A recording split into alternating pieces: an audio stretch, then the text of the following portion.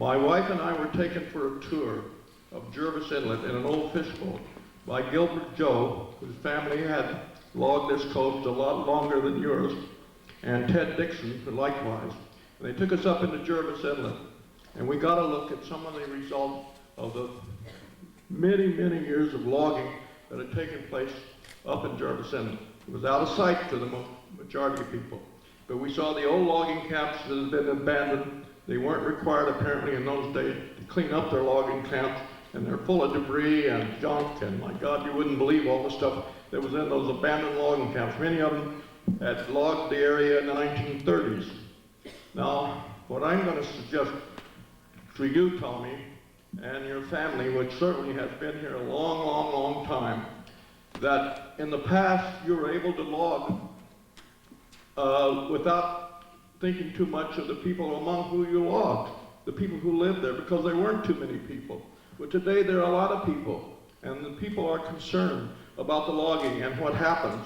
And I think that it would be good for your logging companies, you especially Jackson Logging, which is a major company in this area, to listen to people in this community and what they think of things like clear-cut logging and other practices of a logging company. You can no longer log in the old way.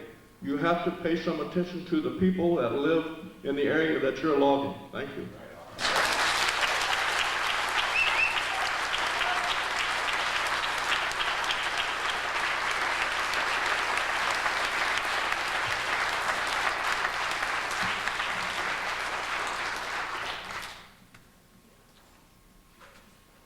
My name is Sandy Gibb. I moved to Roberts Creek when I was 4 days old from Garden Bay.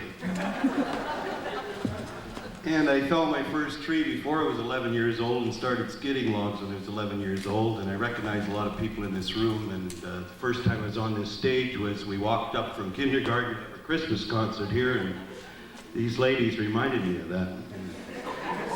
There's, I think what we need to do is have more of this awareness. This is good. I mean, I might not believe, but every one of Donna's, I've never met Donna before, but I've heard her name for years. She's got a viewpoint. Our industry's got a viewpoint. I'm a director of the Truck Loggers Association, which is 700 companies on the coast of British Columbia. You know, when I first walked in here tonight, I thought, God damn, I feel like Bill Wilson when he said, you know, what are we doing here?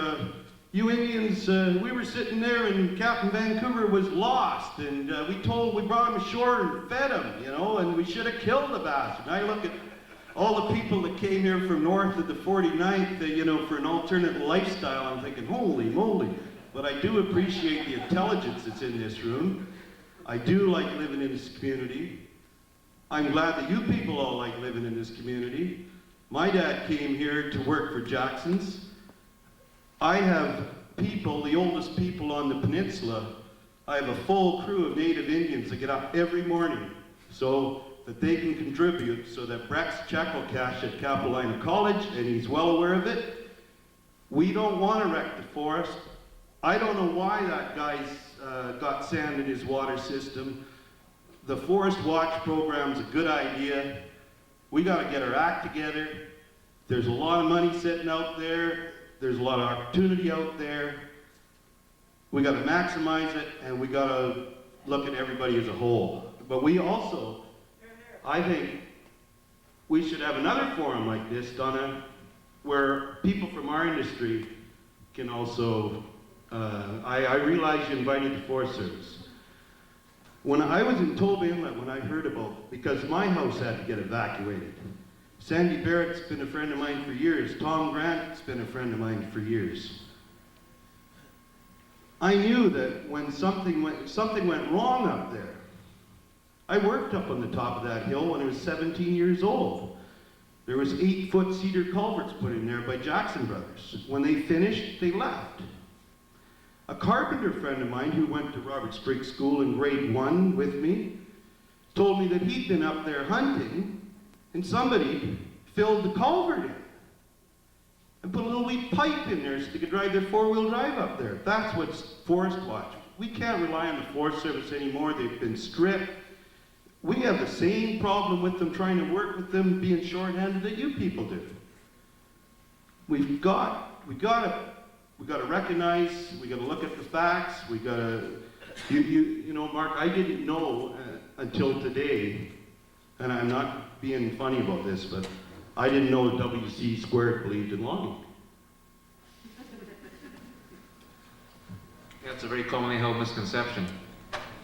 So, thanks, and let's keep it